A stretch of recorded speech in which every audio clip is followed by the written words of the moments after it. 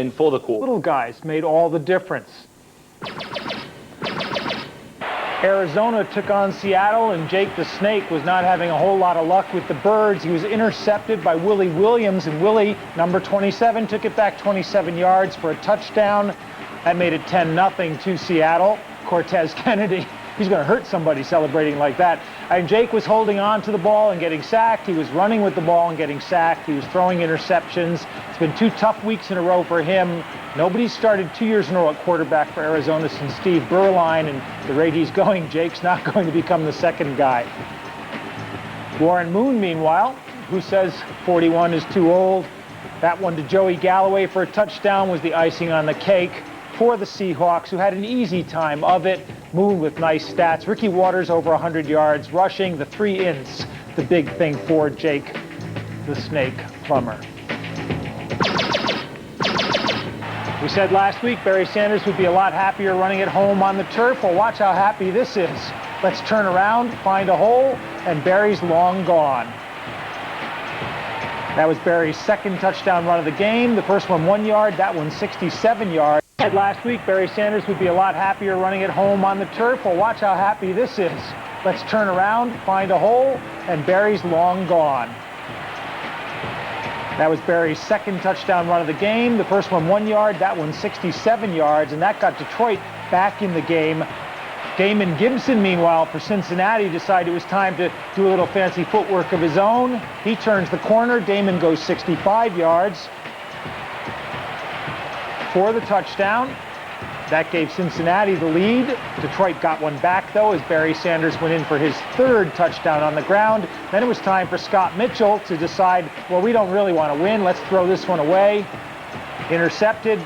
Sanders with the tackle, gave Cincinnati a chance to win it on the last play of the game, but the field goal attempt was blocked, and that sent it into overtime. Scott Mitchell said, well, last time it got intercepted but not returned for a touchdown. This time it's going to get intercepted and returned for a touchdown. Scotzo just doesn't throw the outs. The least he could do is make a tackle on that play. Did you check out the block by Rick Mathias, number 24 for the Bengals? And look out, Scott Mitchell. Charlie Batch is a rookie, but he may be ready to start. Barry Sanders, 185 yards rushing. He's back. Big matchup between Kansas City and Jacksonville. Louis Aguiar with the punt, and Jacksonville's Reggie Barlow right at the 15. And nobody touches him. Nobody's even near him except for Aguiar. And guess who's not going to make this tackle? Reggie Barlow takes it 85 yards. That gave Jacksonville a quick lead. Mark Brunell made it a 14-0 lead by finding Jimmy Smith, pump fake into the corner. Jimmy Smith, beautiful pass right over the shoulder. Kansas City, though, getting a little bit back, then having to punt.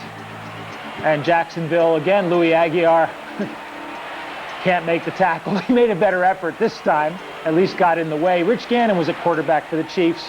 Remember Elvis Grbac was injured last week. Watch that. Bam, bam! Aaron Beasley lowers the hammer on Tony Gonzalez, who should have stuck to playing basketball. Fumble forced for Kansas City. Dave Stott was lost. That's going to really hurt them. The key man in their offensive line out with a torn tendon and bicep. And Derek Thomas, after 6 sacks last week. Meet Tony Bozelli, Derek. The Rams and Minnesota, another one that went all the way. Minnesota started off on the run. Robert Smith going 24 yards for a touchdown. And when Robert Smith is running, everything else seems to work well for the Vikings. Brad Johnson at quarterback was looking sharp again. Randy Moss, the rookie receiver, had 6 catches on the day. But Brad took a nasty bump going down there, turned the ball over, and it was back in the game for the Rams. Talk about being built for comfort and not for speed. Tony Banks at quarterback for the Rams unloads to Isaac Bruce, 80 yards in the fourth quarter. That ties the game up at 31. And with Brad Johnson watching from the sideline, with what they thought was a sprained ankle, Randall Cunningham was in at quarterback. He hits Chris Carter, Mr. X-Files, 18 yards for the touchdown. That puts The Vikes back in the lead, but with 1 play to go, the Rams have a chance. Tony Banks scrambles. Can Tony get in the end zone? He dives instead of jumps, falls a yard short. They can't stop the clock. The Vikings come out winners. Brad Johnson, it turned out, cracked a fibula. He's out 4 to 8 weeks. Bad news for the Vikings, but Randall Cunningham moves into the starting spot. 11 catches for Isaac Bruce. Still in the NFC Central in the Battle of the Bays, Brett Favre up to his usual stuff. Early touchdown. Tyrone Davis, 10 yards. That may put them up 10-0. Trent Dilfer Dilfers the ball away. And it's picked up by the pack. Dilfer was having a tough time, nearly caught for a safety there. His feet were just outside the end zone. And watch Warren Sapp working on Adam Timmerman. Timmerman takes his hat off. Sapp doesn't care, and he puts Favre down on the turf. It was a tough day for Favre in some ways as well. Watch what Donnie Abraham does to him here. Favre getting away from Sapp, and Abraham levels him. And guess what? The worst thing you can do in a game against the Packers is to make Brett Favre angry. Very next play, Favre gets up, shakes the cobwebs off his skull, finds Antonio Freeman. Freeman with the catch, spins out of the tackle and says, how many more yards to the end zone? He's in for the touchdown. Brett Favre, yeah. Favre, another one of those ho-hum days. Freeman, 5 catches, 1 touchdown. Dilfer, not a bad game, but they're not getting any offense, Tampa Bay. Dilfer, a real disappointment so far this season. There you go. And if you are Mr. Sapp and you've spent all those hours having the cornrows put in, you might as well show them off, mightn't you? I think they made good. And Court TV's favorite team, the Dallas Cowboys, were taking on the Denver Broncos in Denver. Shannon Sharp from John Elway, 39 yards in the first quarter. The Cowboys got a score back.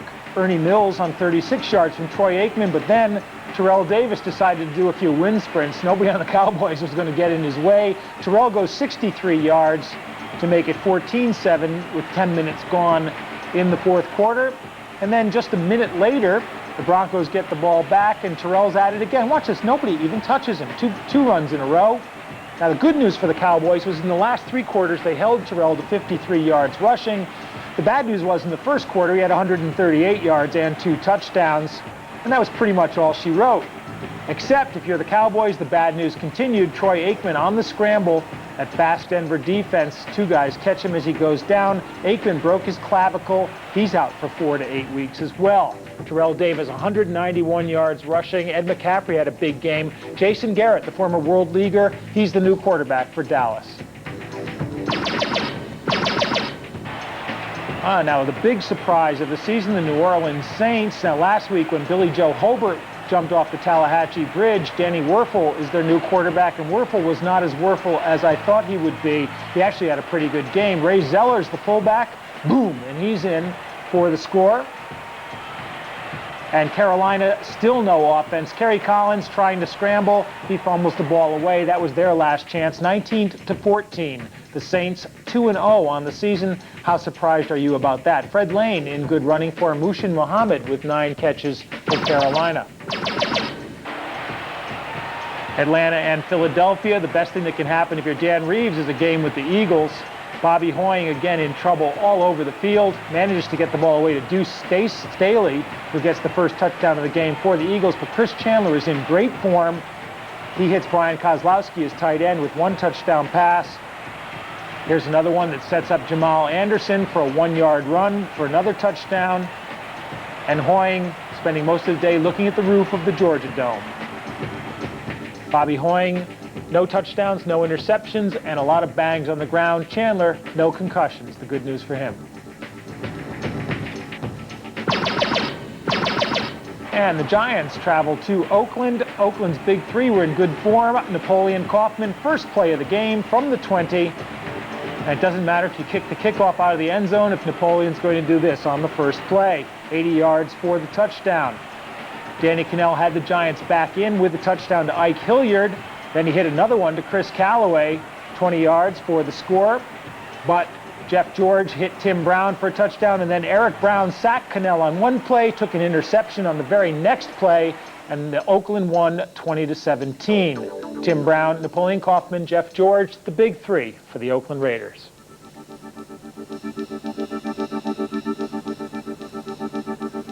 So there you go, and you've got a couple of strange 2-0s in there so far.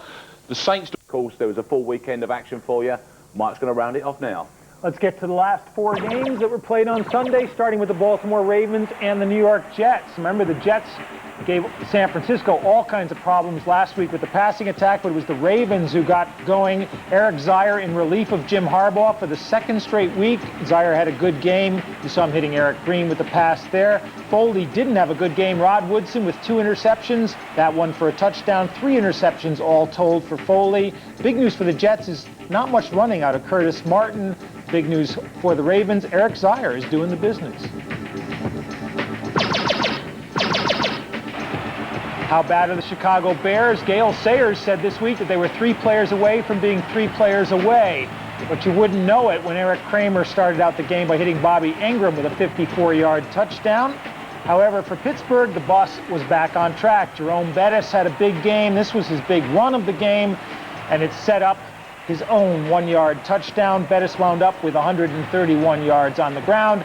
Cordell Stewart, a beautiful catch by Andre Coleman to ice things, and a 17-12 win for Pittsburgh. The good news for Chicago is 2 close ones in a row. Eric Kramer had them almost down to the goal line, 44 seconds to play. Carnell Lake with the interception ices it for the Steelers. Not a bad game for Kramer, but they still need more weapons, the Chicago Bears. Pittsburgh, the same old bus rolls along.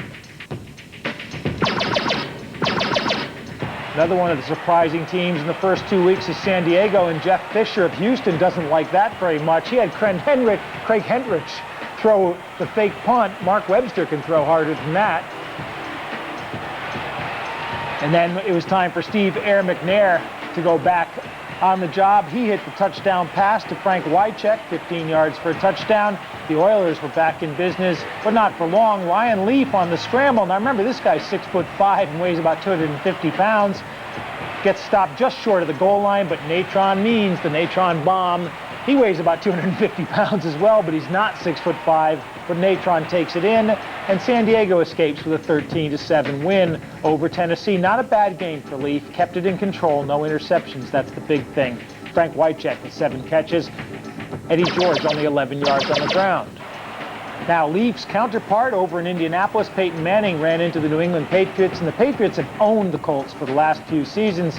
Peyton had another tough day. 3 interceptions first week, 3 this week. That time, Ty Law just dropped off his man, dropped back, took the interception, and took it 57 yards for the touchdown. Law turning into one of the best cornerbacks in the AFC this season as he dances his way into the end zone and dances his way out of it.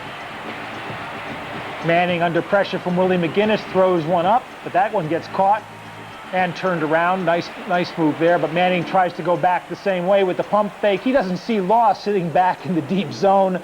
Law takes his 2nd interception of the game. The Patriots come out winners. Drew Bledsoe says, here's how it's done. Close to the goal line, just drill the ball in. Terry Glenn with the catch. Robert Edwards, the rookie running back, getting a touchdown. Watch the way he elasticates his way in and out of the end zone. Edwards only had 36 yards on 18 carries, but Cedric Shaw had 5 carries for 55 yards for the Pats. Marshall Faulk with a big game for the Colts. And finally, the Bills and the Dolphins. Rob Johnson, a quarterback for the Bills again after getting hurt last week, and Doug Flutie came in. He hits Eric Moulds. It's about time Eric Moulds delivered for the Bills, and that put them up 7-0, but Miami came right back, putting Johnson under all kinds of pressure. And then Kareem Abdul-Jabbar.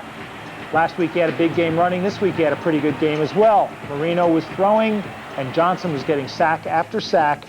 13-7, 3 different players with 2 sacks each for the Dolphins on Rob Johnson. He was sacked 8 times overall. So there you go. That is your roundup of week 2 there, Mike. And you mentioned San Diego going well there. It is interesting, this kind of Leaf Manning head-to-head. It's like they've come into the big league, and Leaf looks comfortable already, doesn't he? Yeah.